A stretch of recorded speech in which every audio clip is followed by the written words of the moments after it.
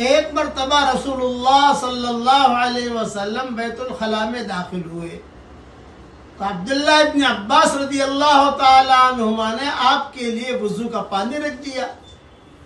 پھر جب آپ بیت الخلاء سے نکلے تو فرمایا یہ پانی کس نے رکھا ہے؟ تو آپ کو بتایا گیا کہ عبداللہ ابن عباس نے رکھا ہے۔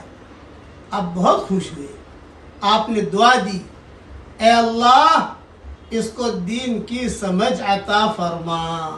یہ مضمون میری کتاب منتخب ابواب جلد 2 صفحہ 562 پر موجود ہے، اور اوپر کی کتابوں میں بخاری اور مسلم میں بھی موجود ہے۔